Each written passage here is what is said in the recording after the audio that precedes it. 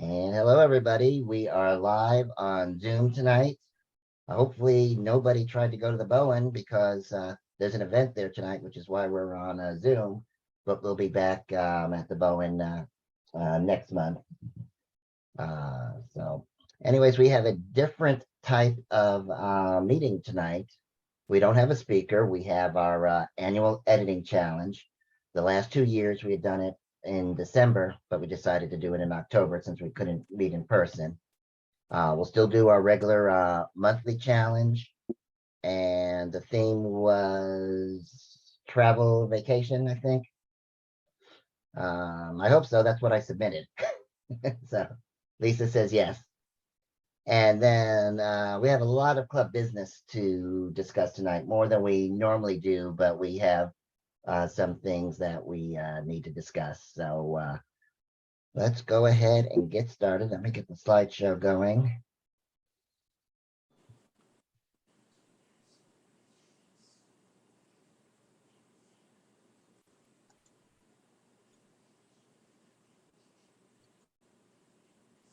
There we go. See, this works so much easier than when we're in person. Anyways, now let's see if I can get that out of that. There we go. So welcome everybody to our October meeting.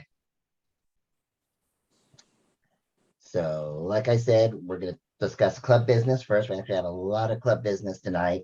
Then we'll discuss events, do our editing challenge, and then we'll have our monthly photo challenge. So as usual, there's extra benefits if you are a paid member. But what we don't always tell you about is the fact that your membership fees pay for our meetings. They pay for the Bowen. That's not free. They pay for our Zoom subscription. They pay for supplies. They pay for the it pays for the prizes we're going to give out for the mini shootout that we're going to be talking about later. So there, not only is it a lot of benefits for members to be a paid member, but it actually helps the club survive and helps us provide functions and programs for you. And we're going to start taking renewals beginning November 1st. I'll put a post out at that time. So hopefully you'll want to renew for next year. So anyways, getting into the important part of the meeting tonight, just with everything that's been going on lately, there's going to be a lot of changes. We're considering a lot of changes for the club next year to just keep the club going and make things better. And we wanted to go over that tonight. The planning committee has been discussing this. We've had some meetings recently discussing this. Before we start, I wanted to kind of introduce the members of the planning committee. You may not be aware of everybody who is involved, and not all of them are online tonight. But in addition to me, Lisa, of course, is co-president, and she's also responsible for Inman Perk. Dick is our vice president. He also plans most of the trips.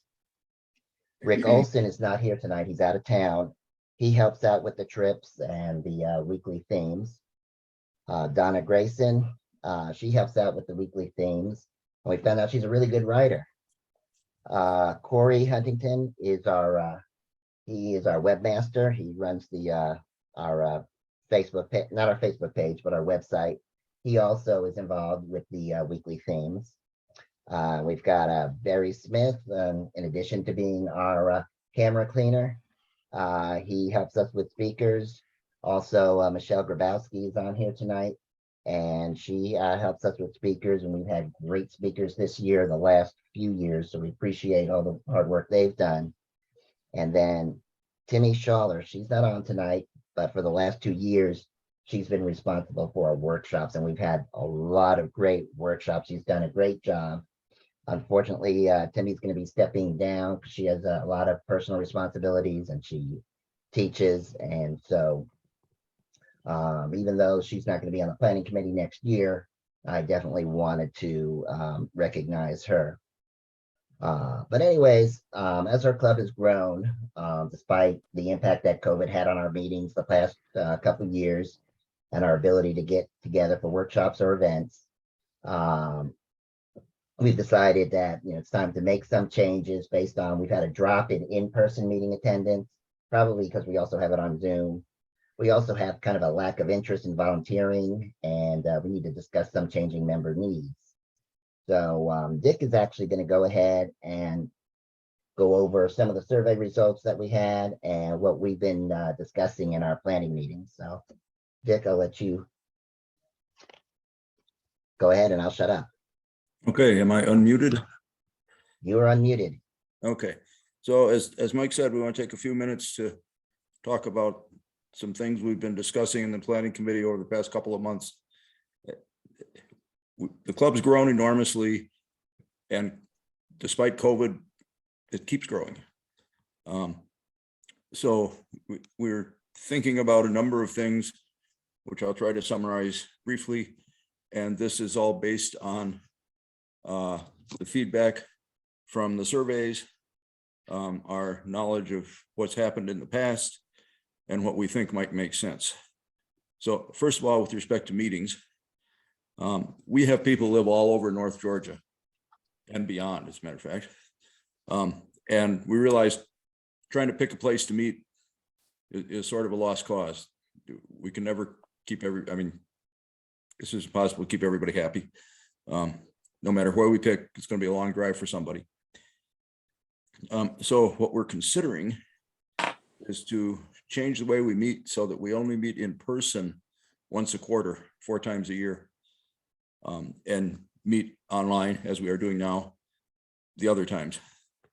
And in addition to only meeting in person 4 times a year, focus those 4 meetings on hands-on exercises of some sort. For example, if we bring in the right props, we can focus on photographing food or still lifes of some other sort, water drops, something.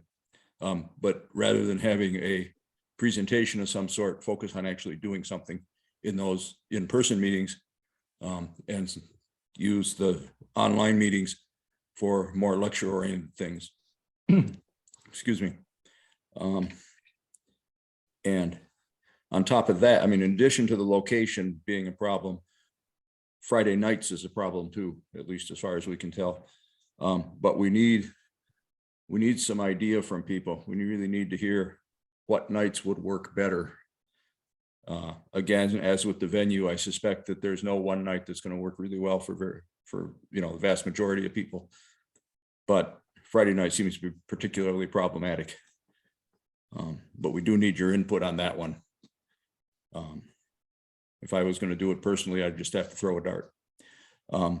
So that's meetings. Second thing we've been thinking about is volunteerism and how we can encourage more people to pitch in and help with organizing events, workshops, managing our social media stuff, the website, the Facebook pages, email lists, that sort of thing.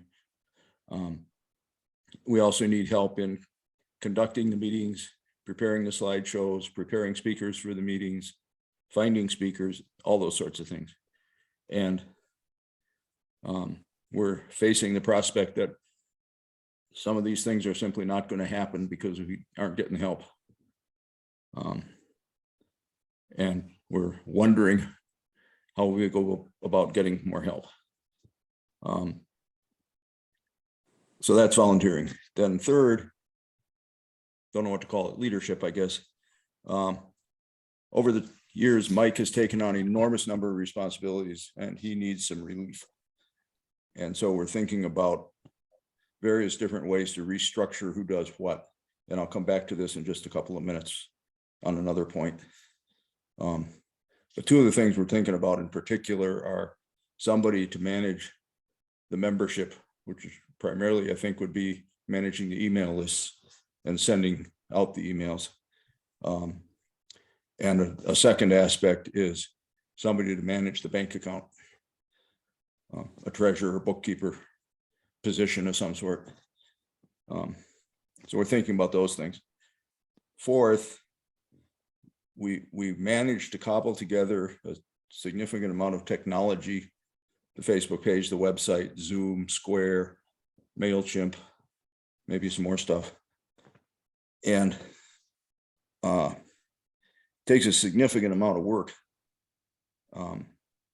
to maintain all those things, and Mike's been doing all of that. So we really need some help in two dimensions, sort of. One, particularly with our in-person meetings where we're trying to do the hybrid, somebody who actually knows what they're doing with Zoom would help. But we also could use some help just in the other aspects of maintaining all the technology, administering the Facebook pages, administering the website, doing the emails, and so on. And then lastly, where this sort of all comes together, is that as we've grown, it's really going to be necessary to change the way we operate, both legally and operationally, because we now have physical assets in the form of the projector and the microphones. We have a bank account with a fair chunk of money in it. We have $5,800 in the bank right now, just to give you an idea. Okay. And we really think we need to organize ourselves as a 501c3 tax exempt charitable organization. And other camera clubs in North Georgia have done exactly that. However, that establishing a tax exempt charitable organization requires a number of things, not least of which is that we have to have a board of directors and some club officers, none of whom are related to each other. So we can't use our spouses or brothers or sisters and things, children, things like that to fill some of these roles. We really got to have individuals who are not related. And secondly, it costs a fair, well, I shouldn't say a fair, it costs some money, both initially to get started and annually to renew. Because we would, from the perspective of the government of the state of Georgia, we would be becoming a business. We're not really, but that's the perspective they would be taking. And that means both that we have to register as a business and you have to renew that registration, and whether we pay taxes or not, we still have to file tax returns. And the board of directors actually has to meet and keep minutes and file those minutes with the state. On the other hand, being that sort of an organization offers the club officers protection against certain kinds of liability claims, and allows the club rather than an individual to own the bank account and the property. And these are all, I think, important reasons why we need to do this. So those, in quick summary, are the things the Planning Commission has been chewing on. And we don't want to just blindly go ahead and make those changes. We really want to hear from the members as to what they think and what ideas they have about whether what we're thinking really makes sense, or if there's something else that might make more sense. Because this club is not just the dozen or so of us that are doing this stuff. And it's certainly not the Mike and Dick Photography Club, Mike, Dick, and Lisa. So we really want the members to let us know what it is they want from the club. And the best way to do that, I think, is use the email that's on the website. It's feedback@ngaphoto.club. And that will actually come to me, but rather than hand out my personal email address, I'd like to use that one, feedback@ngaphoto.club, on any of these topics. And I will post a summary that we've written up on the Facebook page for the members only anyway, so that you can review it and comment.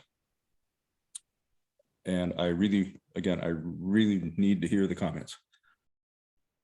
Back to you, Mike. We really need your input, because I've said this for years. It is not my photography club. It is our photography club. It belongs to all the members, and we've made changes over the years based on members' feedback. One of the first things I did when I became president is we changed the meeting time because a lot of people couldn't make it up to Dahlonega by 6:30 on a Friday night, so we changed it to 7. And as like Dick was alluding to, and based on what the surveys, Friday night may not be the best night anymore. So we want to see what's going to be best for most people. Again, we're not going to be able to find a day that's going to work for everybody, but a day that'll work for the majority of the people. We just want to come up with new ideas, new programs for everybody, hoping that when we meet in person, we can do something hands-on and do the speakers when we're on Zoom, and we'll just kind of figure it out. But Dick will go ahead and we'll go ahead and post on the Facebook page. Dick, what was the email address again? Feedback at ngaphoto.club, and I just put it in the chat. Okay, cool. And we'll put that also when we post it online. We will also go ahead and I'll probably send out an email sometime next week or in the next 2 weeks about this, and you can reply to that. And we just need a little bit of help. It's very rewarding. I've made tons of friends just by being in the club. And then when I eventually became a club officer, I was like a lot of you. I joined in 2013 because I wanted to be with a bunch of photographers.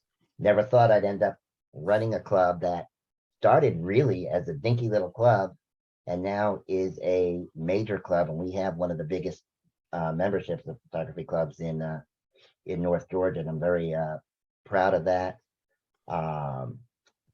One thing we saw in some of the surveys, a lot of people said they didn't feel like they had the experience to be a club officer. Well, when I became a club officer, I didn't have experience. Lisa didn't have experience. Dick didn't have experience. And now that some of us have been doing this for a number of years, if you're interested, we can help you and train you on some of this stuff, whatever you're interested in. So I'm gonna shut up about it because we got more fun stuff to talk about, but definitely we want your input and we want to keep the club going strong for years to come, but we need your help. So let's see what we have next. So we got a couple of trips coming up, and normally Dick does the fall color trip, but he's going out of town this year. So Rick is leading that, but Rick is out of town tonight. So I'm going to tell you about the fall color trip. So we're going to be going to Fort Mountain State Park up in Chatsworth on October 29th at 8 a.m. We'll be going on a hike. It's a 0.8 mile looping Big Rock Trail that's going to take us along some small, gently cascading Goldmine Creek. The hike is moderate and the cascade is within a few tenths of a mile from parking. So you can't see this, but he put some sample pictures on there. He has one on the Facebook page. I think it's going to be beautiful, and hopefully we'll still have some colors. We never seem to get the date right for the fall trip. We're either a week early or a week late. One point on that, Mike, is one of the reasons to go to Fort Mountain is that if the color is not right down there at the whatever it is, Rock Creek Nature Trail, you can drive farther uphill and you'll probably find where the color is right. Exactly. And then the second part of that trip, we're going to drive about an hour and a half further west up to Northwest Georgia, corner of Northwest Georgia, Dade County, to Cloudland Canyon. From the parking lot, there's an easy trail along the rim that offers a gorgeous view into the canyon. I've only been there in the summer, and the view from the parking lot right there is just awesome. And then for those who want to or are able to, we can hike down to the 2 waterfalls. There are 600 steps involved, so it may not be for everybody. But even if you can't do the hike, it's worth it just for that view. So that's the plan. As usual, I'll send out an email about 3 or 4 days before the trip that'll have more information on it. It is posted on both Facebook pages. This trip is open to paid and unpaid members. The other event we have coming up is our mini shootout like we did last year. Now, this is only going to be for paid members. Last year we did it in downtown Dahlonega and we gave out prizes. This year we're doing it in Roswell. We're going to meet at Roswell Mill. This information isn't on the Facebook page yet, but Rick will be posting this probably when he gets back from his trip. I think he's supposed to be gone for a week. He'll be back in time for the Fall Colors trip, so he'll get that posted. But basically, it's sort of a mini shootout, like the big North Georgia shootout that we participated in back in the spring. We're gonna select 3 themes or 3 categories. We'll pull them out of a hat that morning. So it could be anything. It could be nature. It could be texture. It could be mountains. It could be glass, circles, diagonals. We don't know what they're going to be. So everybody is going to be in the blind. After we pull those, I have my notes in the wrong spot. After we pull those, we'll have 2 or 3 hours to photograph those. You can go wherever you want as long as you stay in Roswell. And then there'll be a cutoff time, which will probably be 2 or 3 hours. Then we're going to give you till, I think it was till midnight, to edit your pictures and send them in. At the real shootout, you edit them at the events and turn them in. But since we all live all over the state, we're going to let you go home and edit and just turn them in by midnight. You'll want to make sure you have your meta information correct in your camera. Make sure you have the time correct. This Saturday is the Saturday after the time change. The time change is about 5 days before.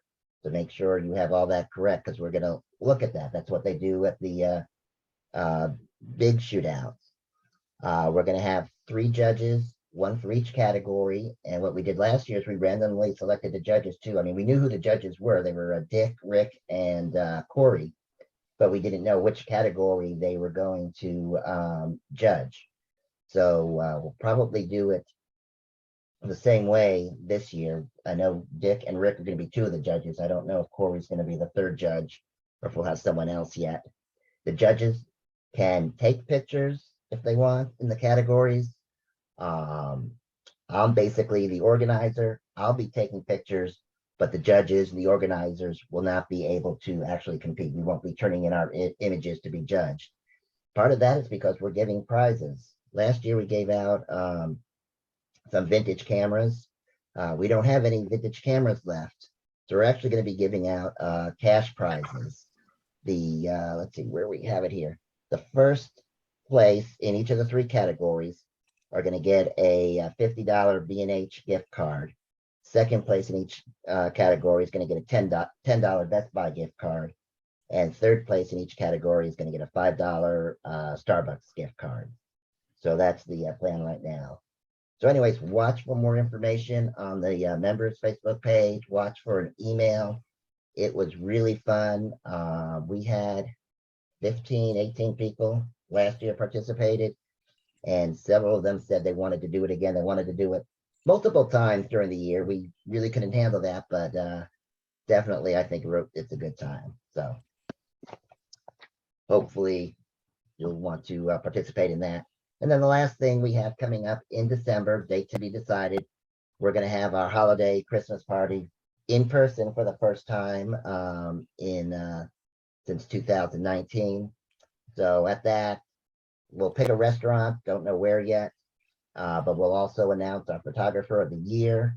And something different I think we're going to do this year is we're going to pick the themes, the monthly themes for the challenges at the Christmas party. We'll kind of do it the same way.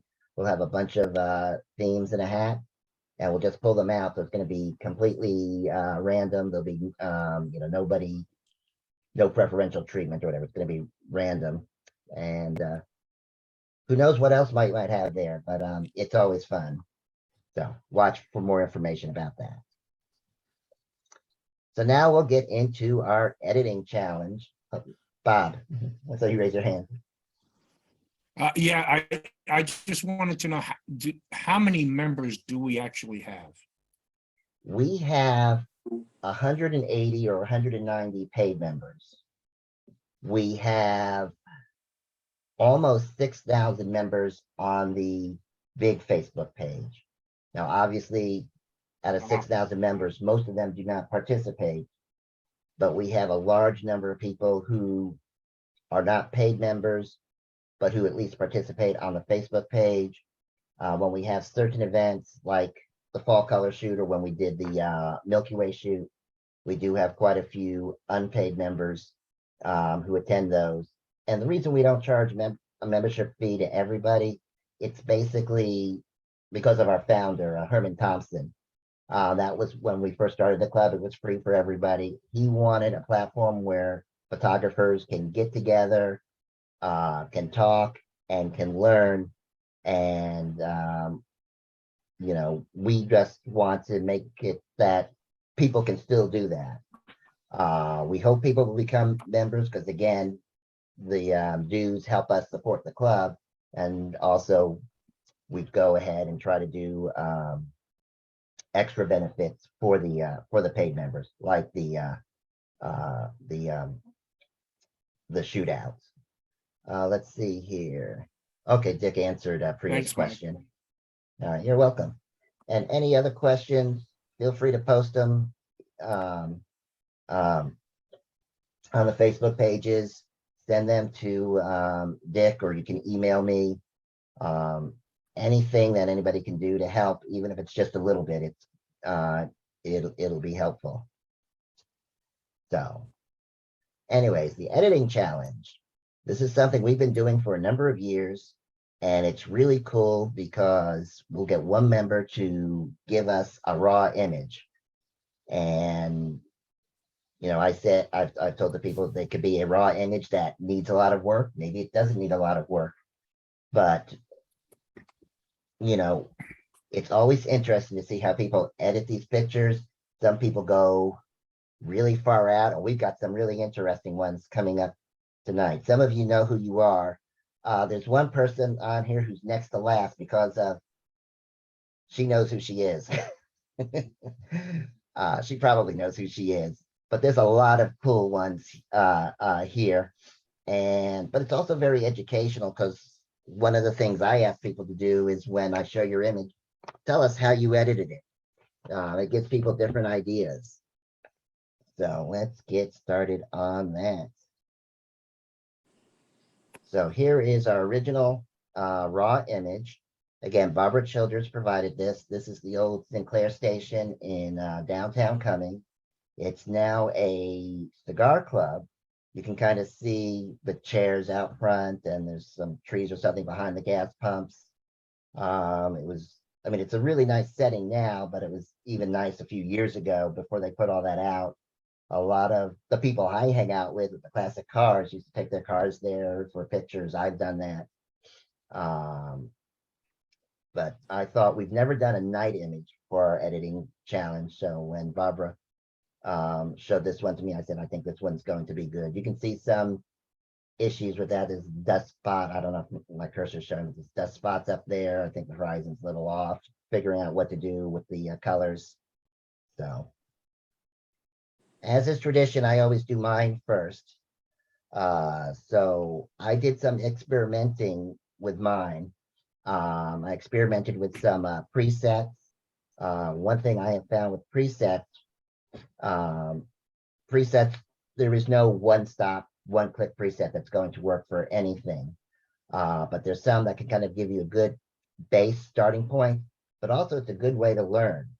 You can click on a preset and then see what it does to your settings. You see what your picture looks like, look at the settings on the right-hand side there of Lightroom, and it really is a good way to learn Lightroom. So with this one, let's see here. I enabled my profile corrections. I removed the dust spots. I straightened the image. I warmed the image some. I reduced the highlights. I increased the shadows to bring out some of the details. I increased the whites a little bit. and I decreased the contrast. I increased the vibrance. I don't think I adjusted the saturation on that. And then I played around a little bit in the HSL sliders, adjusted some of the colors there. I didn't write this down, but I remember I brought up some of the oranges and yellows to bring out the light there underneath. I increased the blues and greens in the calibration panel. That's kind of that hidden panel at the very bottom on the right-hand side of Lightroom. If you increase the blues on that, it tends to brighten, tends to make your images pop a little bit more. I did a little bit of noise reduction. I put a radial gradient around the station to lighten it up a little bit more. And then I added a slight vignette. So that's what I did. It's okay if your explanations are not as detailed, but that's how I did mine. So next we got Patrick. Patrick, I don't think everything was actually there to begin with in the original picture. No. Can you hear me? Yeah, the first time I Yeah. saw the image, I saw just the Flintstones, and it was I didn't see the dinosaur on the top right until I put it into the slideshow. Saw that. So what else did you do besides that?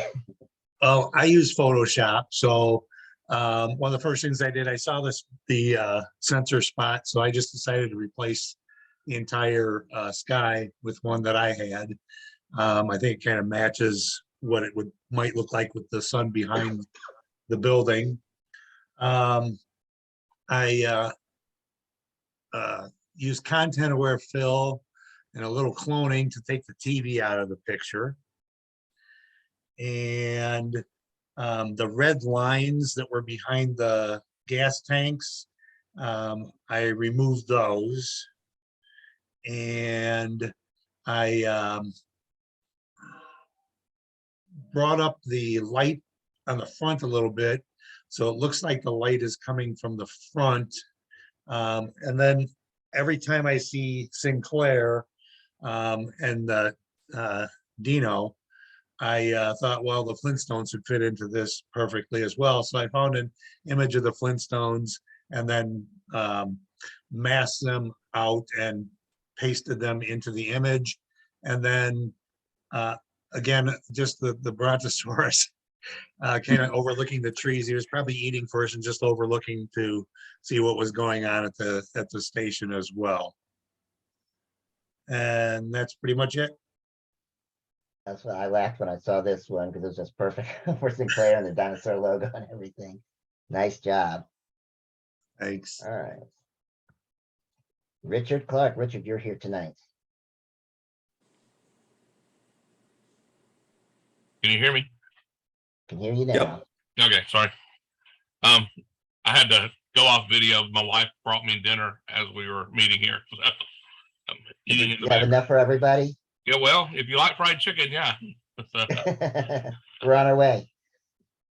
So basically, I didn't do a ton of different editing. I, of course, changed the sky out. I wanted to make it have a night sky and add some stars. This is a star image I'd taken years ago and just dropped that in. Went in with a brush and just took out the background that was behind the pumps just to take a little bit of that. I don't know if you call it distracting or not, but just to emphasize the building more and not necessarily what was behind the building. I wanted to take out the blue building a little bit more on the left, but the more I did, the more it looked more retouched than it was looking natural. So I left that alone. The color balanced a little bit. Nothing really, out there. I do most of my, I don't use Lightroom much anymore. I've gone to Luminar, and so I do most everything in Luminar now. Did you change the sign up there on the top? Sign on the top. To the one right in front that says Cumming Cigar Company is, I thought that was flat on the surface and you have it perpendicular. I haven't changed. No, I didn't do anything to that. Okay. Then I'm misremembering the picture. Okay. Yeah. I mean, that's pretty much it. I brightened some of the light under there, made it a little less colored, as far as the tone of the lighting, just to give it more of a natural look. So cleaned up the road just as there was on the very far left, there was some little round something in the pavement. Cleaned it up, brightened up the sidewalk just to give it a little more texture. Dotted a couple of stars behind the tree so it would look like it was coming through and it's not just, plain. So that's pretty much all I did to it. Very nice. All right. All right, this is Bruce. I don't think, Bruce, are you on? I didn't see you. All right, so Bruce is not on, but he obviously did black and white and he changed the sky and played with some other stuff. You're breaking up, Mike. Uh-oh. Let's see. Mike, I Am think I- he's on. Bruce, are you here? He may be he's muted, but I on. think he's here. I know he's had trouble connecting to the meetings in the past. He's muted down there. Bruce, if you're here, unmute yourself. This is your chance. Hey, Mike. There he is. Mike? Bruce, I knew you. Yeah, I've never known you to be silent, Bruce. I'm not, Tell I'm us in a what you car, did. so I'm not really getting a good signal. I'm just gonna have to just sit there and if you can hear me, fine. I'll explain what I did basically with it. Hold on. Mhm. Let me pop this up here. Okay. Basically what I did is I tried it in color. I wanted to do something a little different. I went with the black and the white. I tried to increase the contrast ratio between the highs and the lows on it to give it a little more vividness. I put in a new sky, and what I did is I found the tree to be very distracting. The tree didn't do anything for me. It was just taking up space. I guess that's very subjective on my part. So I eliminated the tree. I took the tree out of it. I also did a couple of other little changes in there where I took away some of the lines of, if you look behind the gas, what you call it? The gas tanks, whatever. Pumps? Okay, the pumps. Pumps. What I did was I eliminated or softened up those lines a little bit. If you look all the way to the right, okay, I noticed on the pictures, and I was really having a big struggle with this one.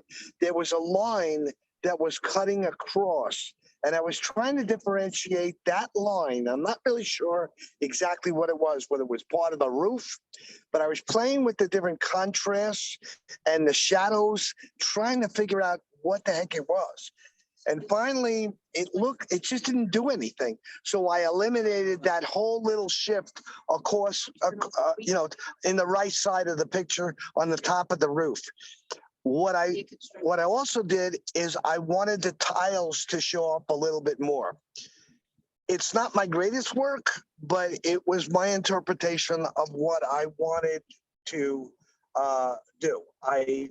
Once again, I increased the contrast ratio, and there were a couple other things I did, but I'm in the car, so I don't really have the original that I'm looking at, to be more descriptive of the changes. I did take out some dots in the sky. There were a few dots in there. That could have been there were a little dust or a little something on the sensor. I'm not sure exactly what it was. For the most part, I tried to not blow out the highlights because I was moving in a very high key, I guess one would say, type of area in the shot. So that's basically what I did with it.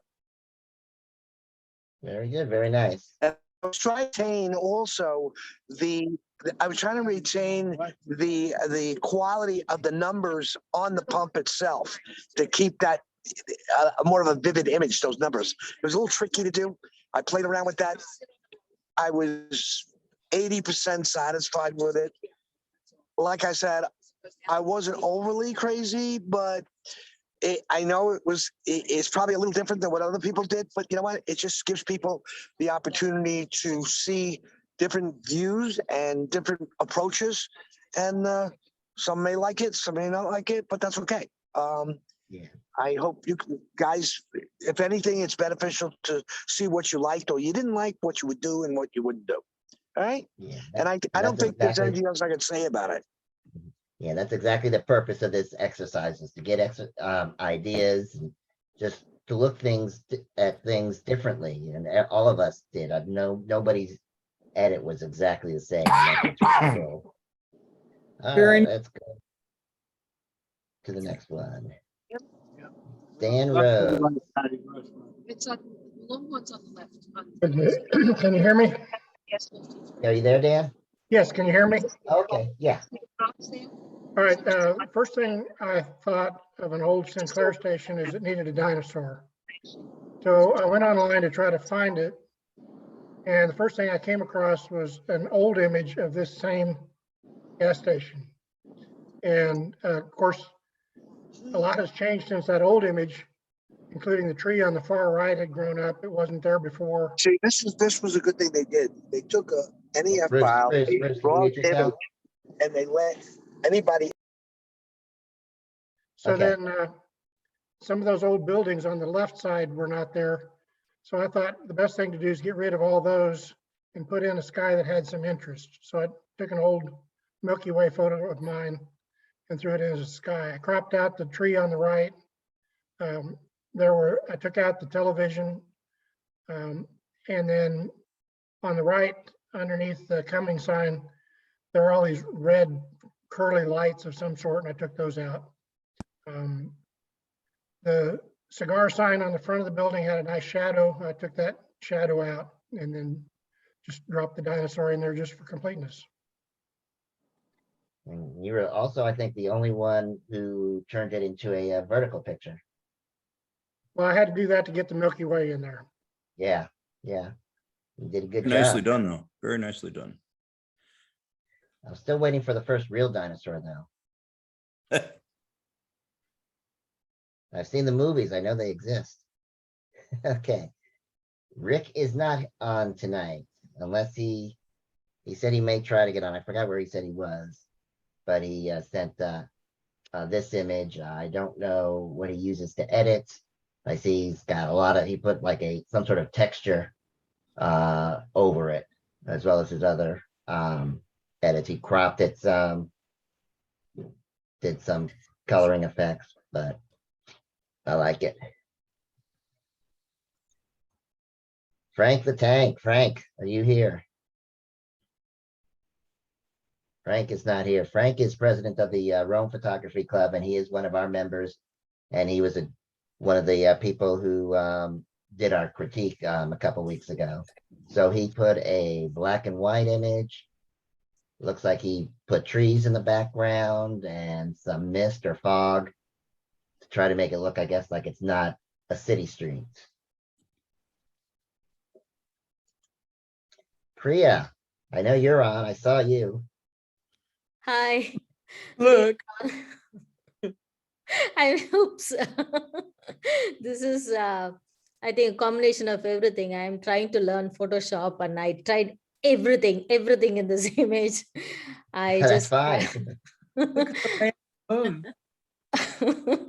I just added the moon, which I had photographed long time back, and I'm trying to learn the composite imaging in Photoshop. So I added the car and this armadillo we saw in Harris Neck Refuge, and this is the flowers are from Gibbs Garden, and you can spot me here too.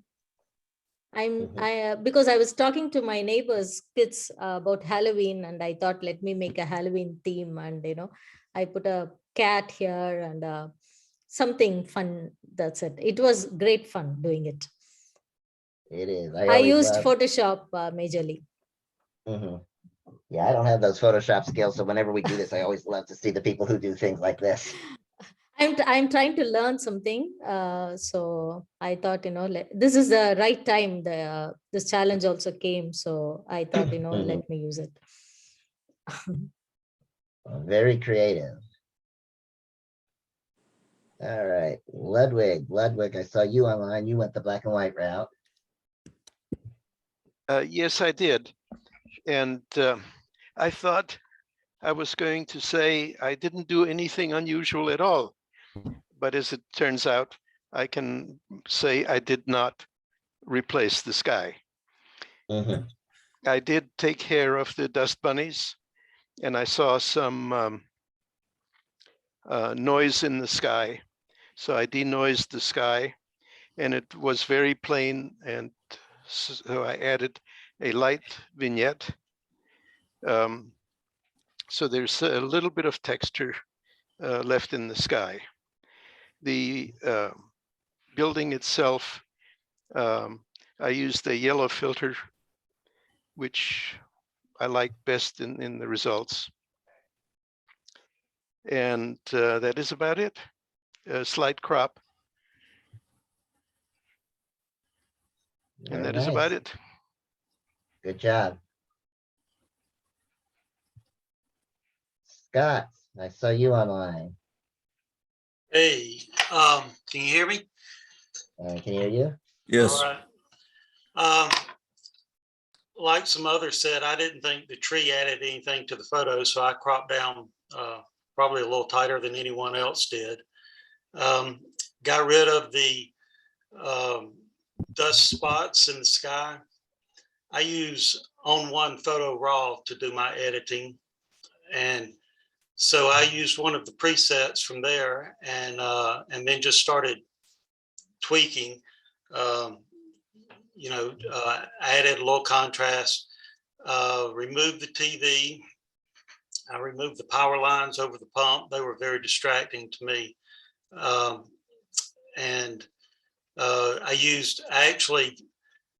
For removing the TV and the power lines, I opened the image up into Affinity Photo and used that. And if you're not familiar with that, that's just like a Photoshop clone type of software, but it works really well and it's simple to use.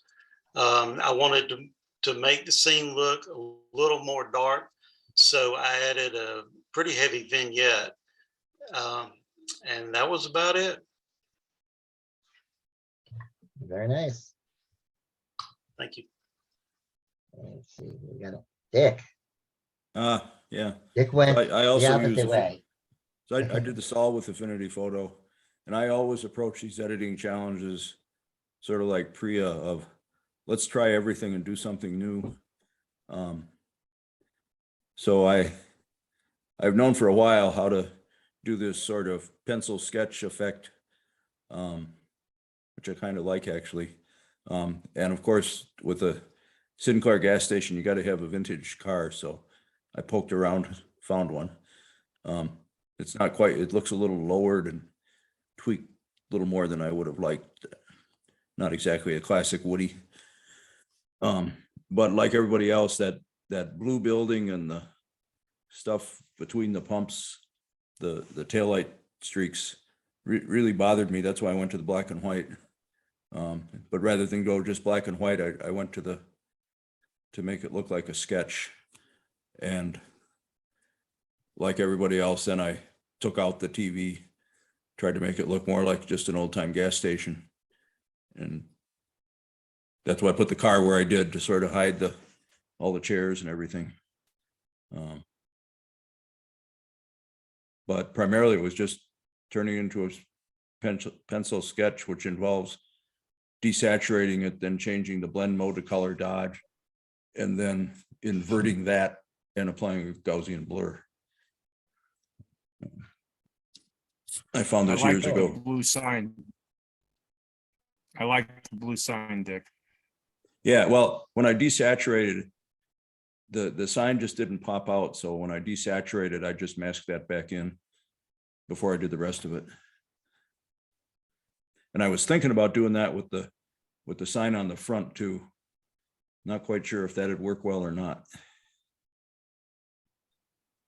But you have to make, I was trying to make the dinosaur on the sign on the top of the pump pop a little more, but it's just too small. Anyway, that's what I did. I thought about taking out the tree, but then I wouldn't have been able to get the car in.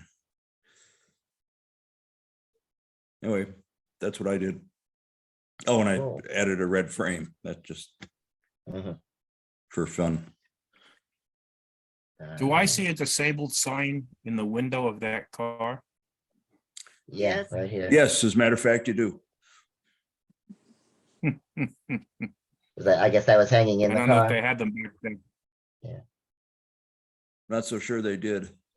I didn't fuss a lot. There's what you see through the windows of the car is just whatever I grabbed out of the stock image. And in Mhm. fact, I think there's a reflection of another car in the And, back wheel well. Yeah, it looks like, I was thinking maybe at a car show. This one looks like it's Something on like a that, yeah. racetrack or something. Yeah. So, Anyway, but that's okay. Very All right, nice. Lisa.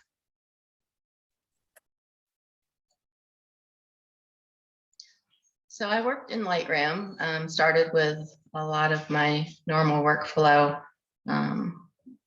with profiles and straightening it and taking out dust spots.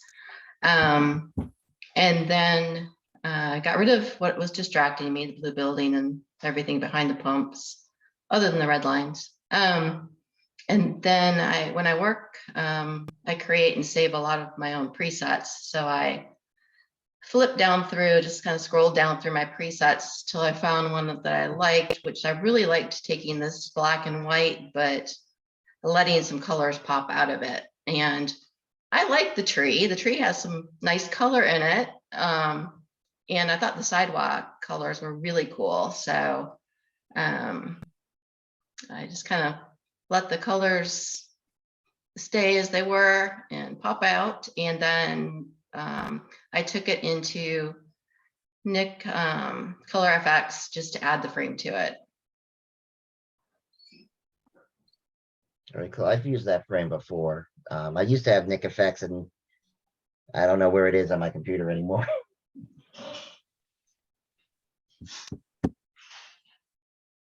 All right, Sharon, explain yourself. I can't explain something different. I felt a economy political cartoon coming on when I saw this. So I changed the sky to a picture I had taken here in Calhoun with the pink clouds. And I didn't really change much about the actual picture because I kind of liked it like it was, but the dinosaur like others have put in there, and it was kind of wondering why it's pumping out so much money. Those are $100 bills. And then I put the man in there to look surprised like the rest of us. So my edit was more of a storytelling than really changing the picture that much. like it. I like it. We come to expect that from Sharon. Yeah, we'll make her the club cartoonist. Yes. Geez, when we've done the editing challenges, I've learned to always put hers next to last. Because she always does something unique. She was the first one to really go all out with the Photoshop and composites and adding stuff to the images. So whenever we do this, I'm like, I can't wait to see Sharon. So good job. Thank you. All right. And now Barbara can tell us about how she actually edited her own image. Can you hear me? Yes. Well, I had this edited before I gave you the raw file, so this is what I turned in. But I kind of darkened, took out all the spots and started in Lightroom, trying to adjust my lights and darks. I cropped it and I deepened the sky color so it looked more like Blue Hour when I took it. I didn't like any of the wires or anything behind the film station, so I took it all out. I was doing a lot with the in Photoshop with that. And I did a lot to equalize, like above the pumps, the little circular things, make the lighting equal on all those. And mostly I just cleaned it up a lot with clone stamping stuff out. I didn't like the little fire pit over on the right, so I got rid of it. But that's pretty much all I did. And I'm very impressed with all the editing everyone did. How's it feel to see like 13 or 14 different versions of your photo? Very interesting. Yes, yes. That's why I'm afraid to do mine next. I think mine was the very first or second one we ever did, but like I said, Dick's had done it. Lisa has done it. Patrick, we used his image last year. Rick Olson provided one once. I can't remember who else. Michelle might have. I think Michelle provided an image once. During the first COVID year, we did this like 3 or 4 times. So always fun. So thank you, Barbara, for letting us play with your image, and everybody else. Thank you for your edits, and I hope everybody enjoyed it and found it interesting and educational. We're definitely going to do it again next year. I don't know exactly when yet. We might do it more than once, but I always like it when we do that each year. So with that, I am going to hand the meeting over to Lisa for our real challenge, our monthly challenge. So let me make sure you can share your screen. Can't yet. All right, hang on. I forgot to click on share. Come on. There we go. You should be able to now. I hope.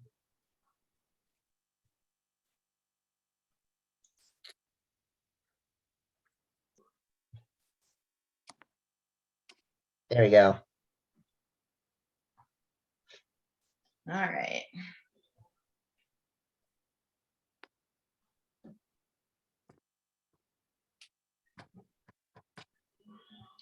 Well, I'm not getting the cursor buttons up, but There you are.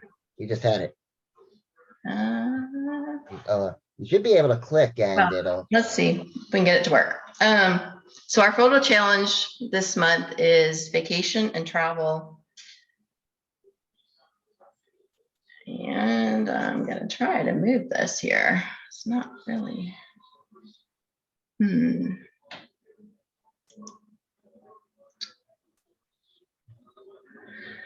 Should be able to click anywhere and it should bring up your arrows.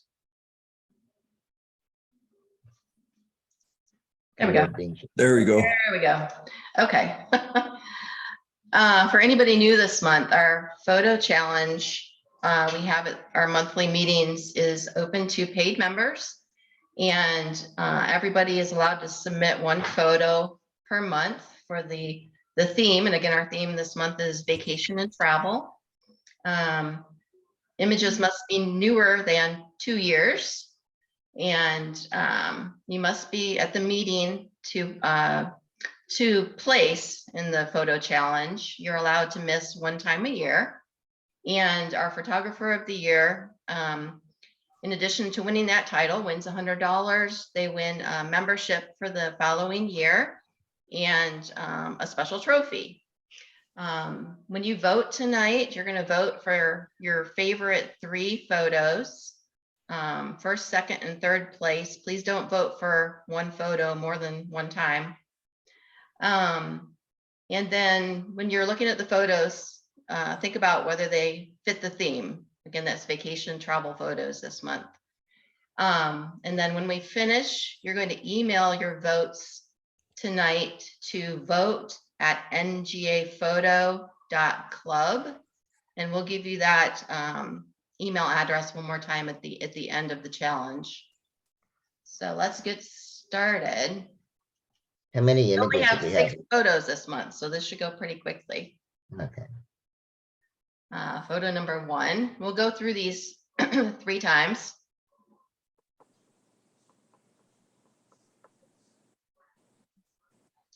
Two.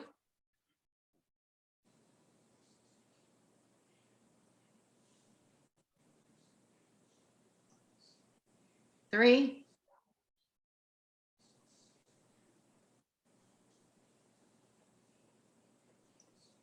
4.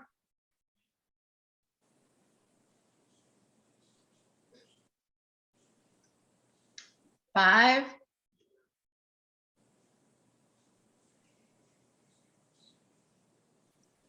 And 6. I'm gonna slow down a little bit going backwards since we only have 6 to give you more time to look at each one.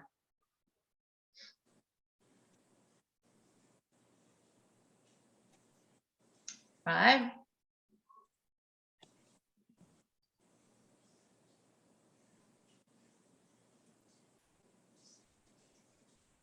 4.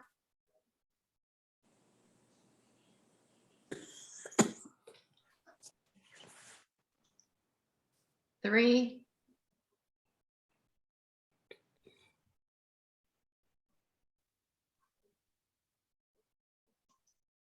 2.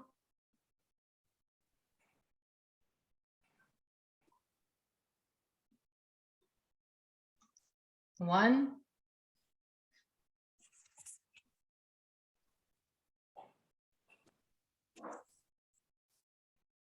And one more time through them, pick your favorite 3, 2,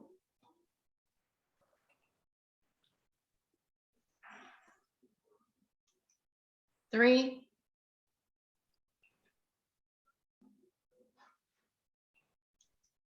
4,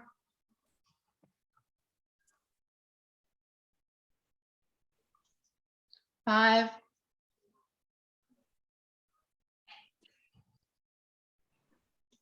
and 6.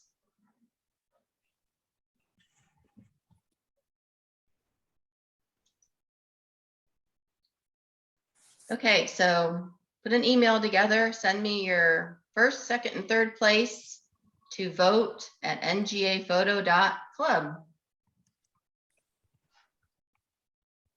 And how late are you gonna Back take to you, votes, Mike. Bill? The votes in by about 8:45? Sounds good. Okay. All right. And I got 2 slides left.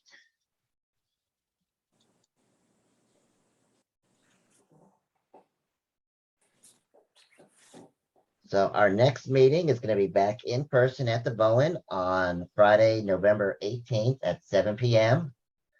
Our presentation is going to be Chuck Murphy. He uses a lot of props. It's going to be a fun presentation, I think. Advanced and alternate composition. And our last photo challenge theme of the year is wild. So watch for that. And that's it. I hope everybody had a good time. Thank you for joining us tonight. We'll see you in person next month. Hopefully see people at the fall color shoot next week and the mini shootout. Lisa, what's the email address again, Richard? We had a person ask for a vote. There we go. Vote at ngaphoto.club. Not .com, .club. .club. It's just like the feedback email, but it's vote. And that's it.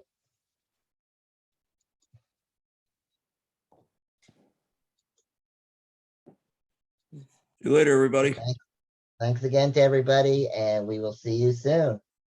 Have a good night. Good night. Good night. Night.